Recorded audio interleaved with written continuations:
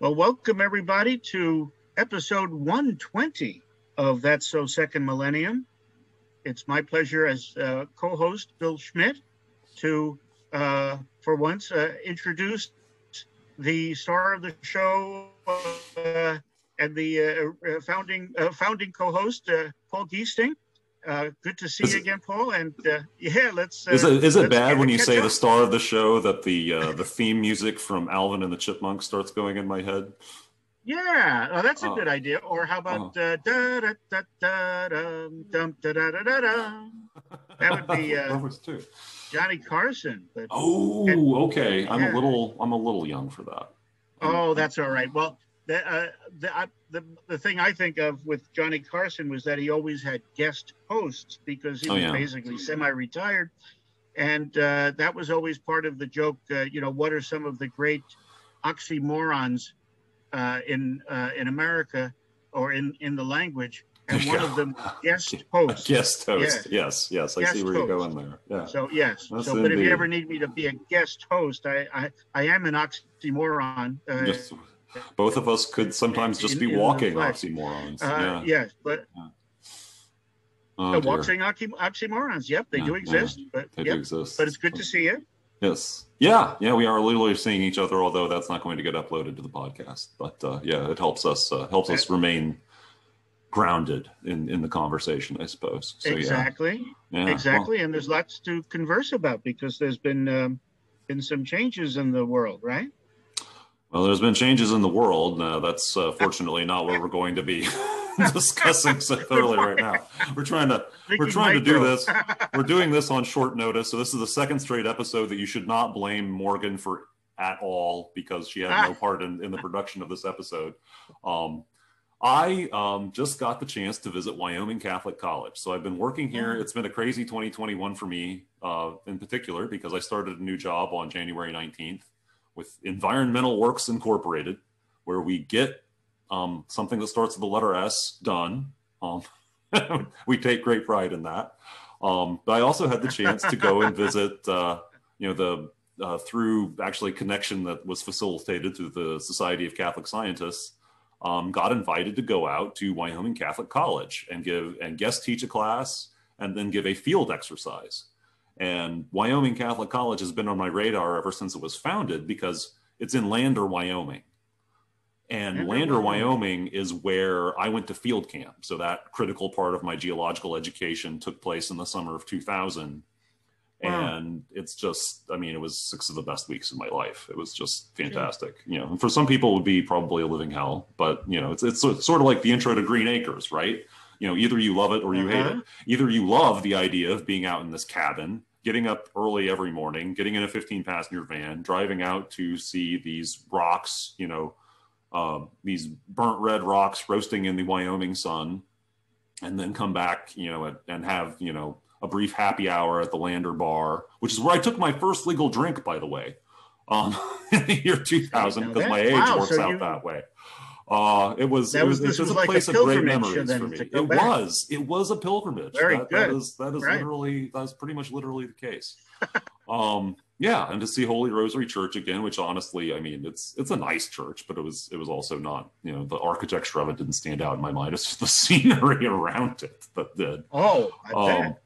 Yeah. So it was for me a holy place to go back to and to go on pilgrimage and then to know that this institution is there. This, it's a very classically oriented. It's, capital D. It's not quite a capital G, capital B great books program, but it has a lot in common with that. All the students take the same palette of classes. They have a very heavy outdoor component, believe it or not. It's, the advantage of being in Wyoming. They have instructors in horsemanship. In February, I didn't meet any of those. Beautiful. But so it's a beautiful institution. And so, I got to go there on Tuesday and to sit in and actually teach a class on Darwin, forcing me to read Darwin because I literally never read any of Darwin's writings prior to the week before preparing for that class. It was a lot of fun. That was a lot of fun. The students are very engaged. It's all discussions in a way that, that was not how I was taught.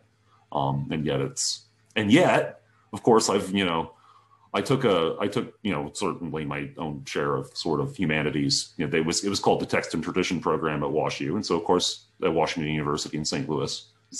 I'm in St. Louis now, where WashU will go. Everyone knows what you talk about. And not everyone knows what you talk about if you say that.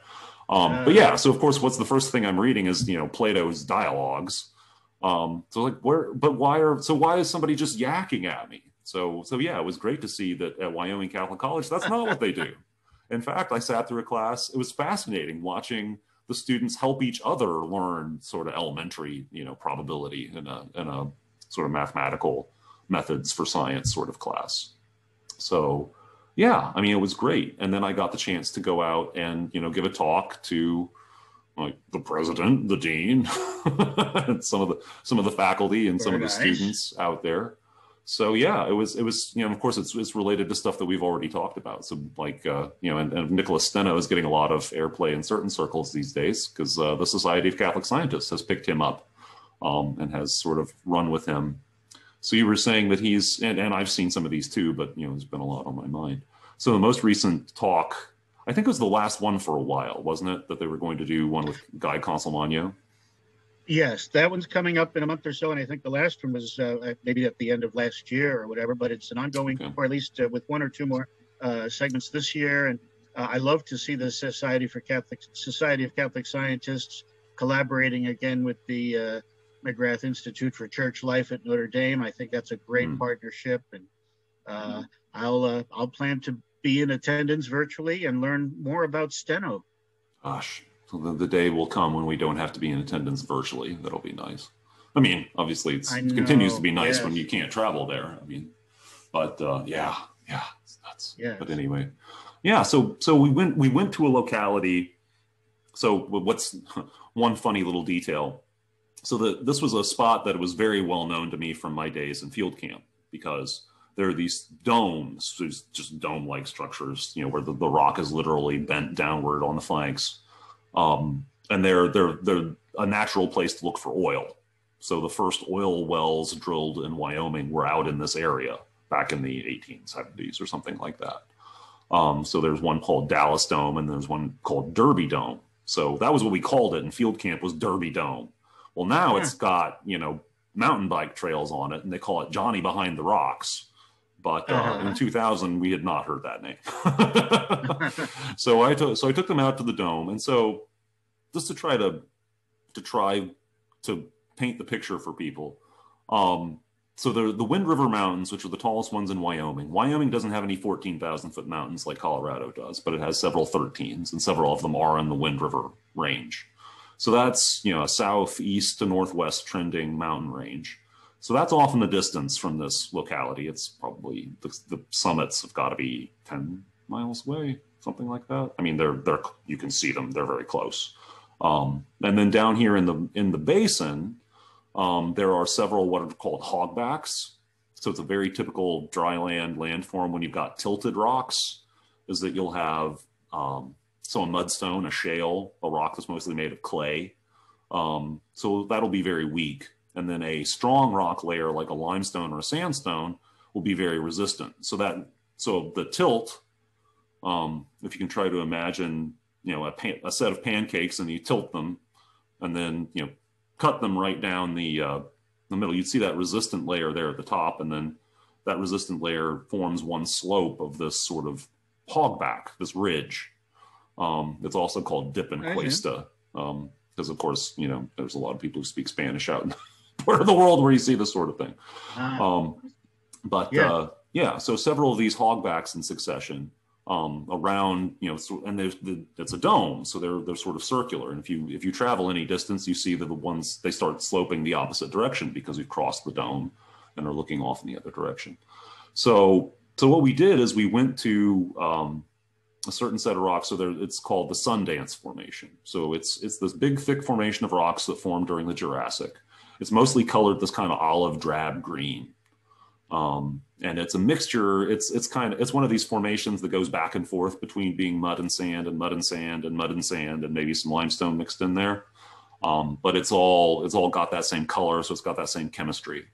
and it's got shells in it, which is actually sort of unusual for a sandstone. Usually that pounds the shells to pieces and you can't even see them anymore. But this is a formation where you can still see at least the shell fragments.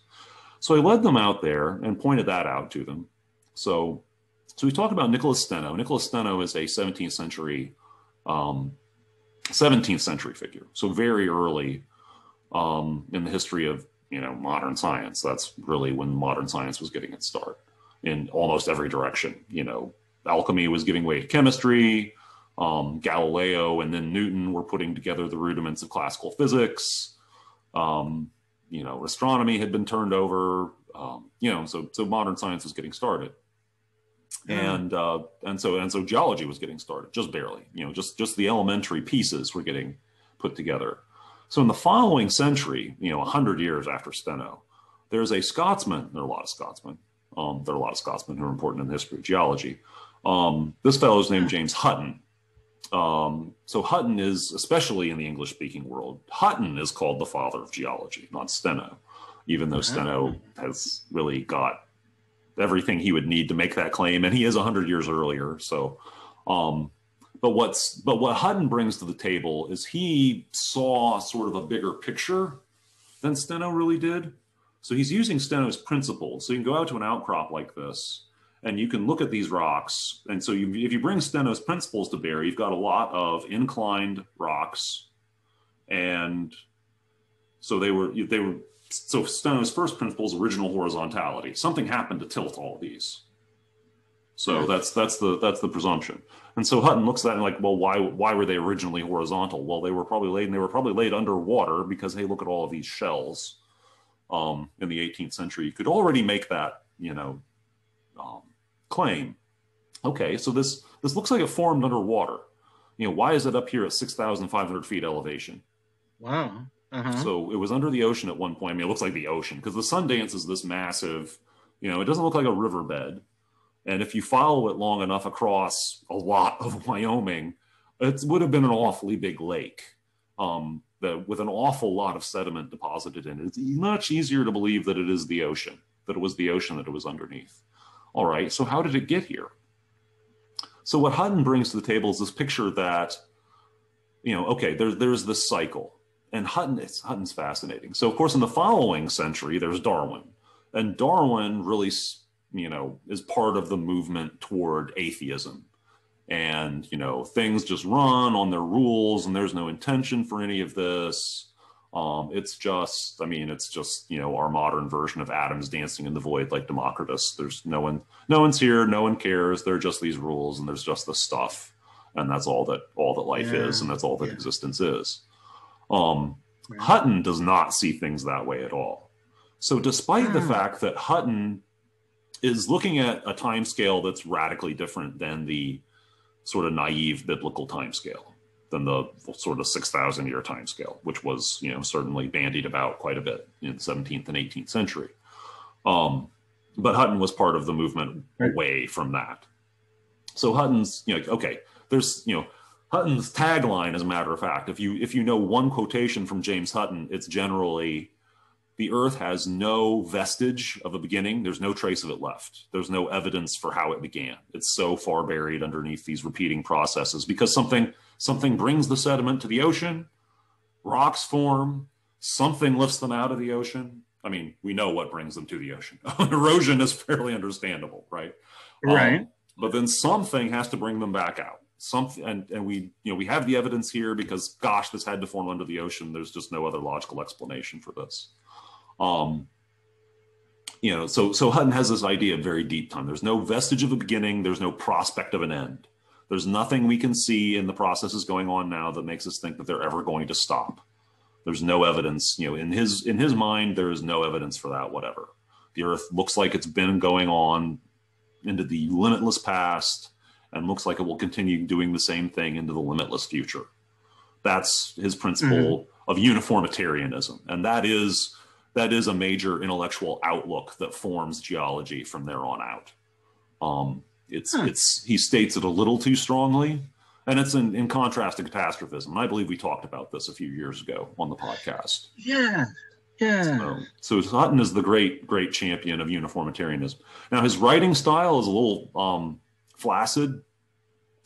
He goes on for a little too long. In fact, some of his contemporaries and younger contemporaries, said, boy, he had all of these ideas, but he doesn't get any credit for them because no one can make themselves read all his stuff. So it depended on other people to sort of condense them and popularize them to some extent. So it was really probably 20 or 30 years into the 19th century before his ideas that he'd been writing in the 1780s and 1790s really started, really taking hold and really getting, people's attention and again, forming geology as we know it. So Hutton, would look at this landscape, this, out here in the desert, 6,500 feet, and these series of tilted strata, and just, to see that whole, something had to close this cycle. And that was the mystery and would continue to be the mystery. I mean, we've pushed the mystery back a step or two and we've made some progress. I mean, plate tectonics is the answer. And it's incredible how long people had to sort of suffer through and try to look at this and wonder what this restoring force was. And again, plate tectonics is, it just pushes the mysteries back a step, but boy, it pushes them back a big step. Things that didn't make any sense in Hutton's day, there is at least an explanation that goes a huge step further. Why do the plates move? Well, we're still arguing about that. But the fact that the plates move, they push up mountains, and they change relative sea level. And then glaciation. Right. That was the other thing. Glaciation is probably not as important as these tectonic forces, broadly speaking, but they're both important. And, and Hutton was, as far as we can tell, right. The further you push his idea, the further, it still continues to seem to make sense. So from this outcrop in, Wyoming, you can just see we could count up. And that's a question Hutton asks, is why no one had done this before his time. Like not even Steno, not even people who had those principles in their mind. And certainly not, Aristotle, who, knew that there were fossils on mountaintops, as one of the professors out there, reminded me. But he didn't, try to put pieces together like this, the way that, Yeah. So Hutton takes his, in his very first section of his very first chapter of his book, The Theory of the Earth, he complains about this. Why no one before this time, so you could look at this outcrop and say, okay, there's that over there. If we take these tilted rocks and we untilt them in our minds, the simplest way possible, which is not always correct, but usually works. And say, okay, that rock over there, those rocks we call the chug water, those really red rocks, those form first, and then there's this nugget sandstone, and then there's this gypsum spring mudstone, basically, and then there's the Sundance. So that's 4 separate events, and you could break the chug water up, and it's actually a group, and you could break that up further. So just from here, I can see somewhere between 4 and 7 events, depending on whether you're a lumper or a splitter.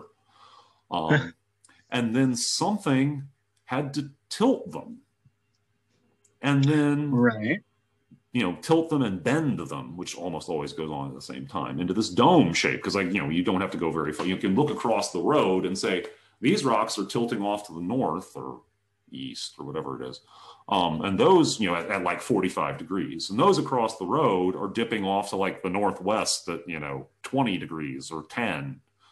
They're much shallower, so obviously they've bent.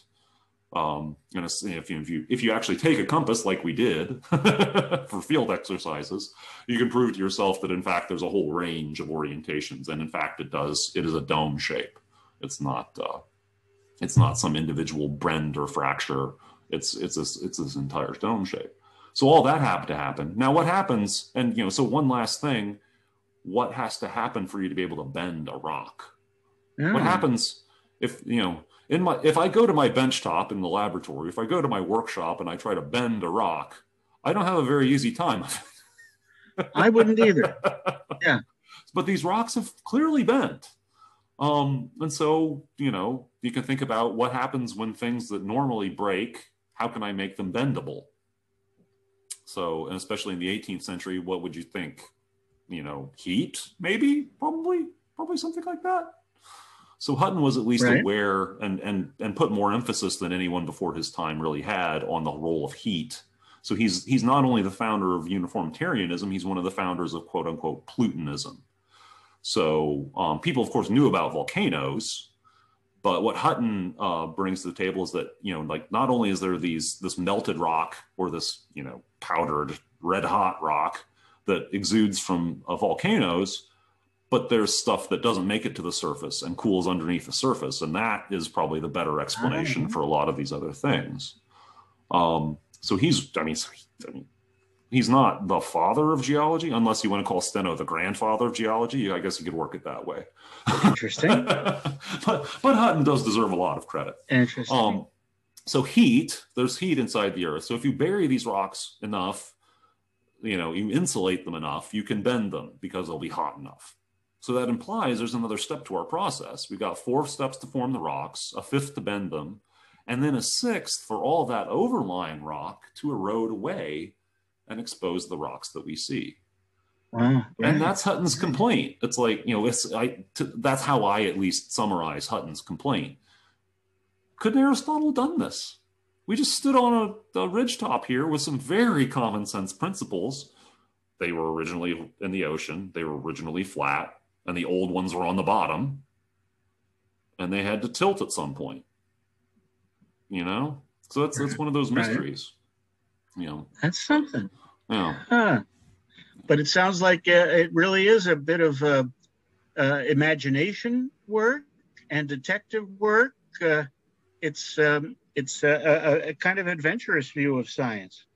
Yeah, it really is. Yeah, it's not just looking at rocks like some people might think that, what can be exciting about a rock or a rock formation. And that's the thing, is that's apparently how people looked at things. Yeah. It's very frustrating for those of us in these latter days who, like, what are we, freaks? Did we, was there some mutation that happened in the 17th or 18th century that we, finally started getting interested in this? And, we're just completely different human beings. That can't possibly be the case. Well, and because I'm not only admiring the geological aspects of your trip, but just the fact that you visited this really intriguing Catholic college out there, I can't help but think that when we talk about imagination, what I think of as an ideal virtue of Catholic higher education is imagination and creative thinking and seeing things that maybe others don't see, or asking questions that others don't ask,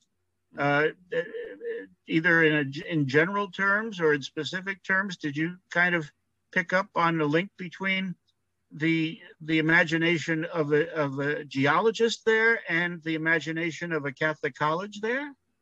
I think to some extent. I mean, people were really engaged, and in fact, after the they had to schedule it at some point. So, and of course, it had to be during the daytime for me to do this field exercise. So I was disappointed in how few students were able to come along.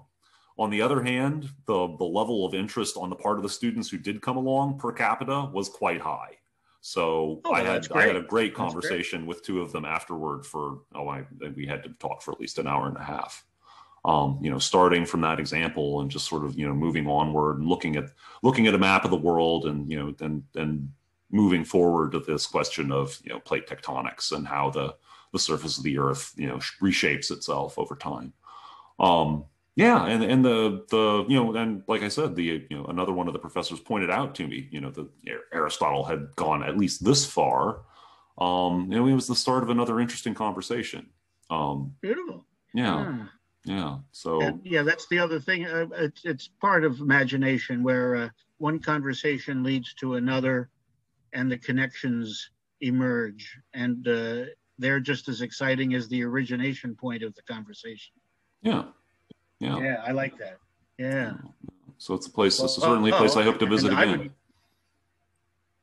It sounds great. Yeah, I would love to visit it too. Although I don't know, there was probably a lot of walking and hill climbing involved in such geological exploration of Wyoming.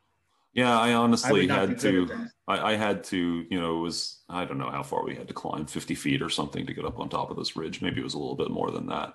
But I was, you know, of course, coming from St. Louis, where you know I'm at an elevation of 350 or 400 feet, to a Ah, place at 6,500 feet. It's like, oh yeah, let me catch my breath here for a minute. Y'all are probably doing fine, but I do need just a second here.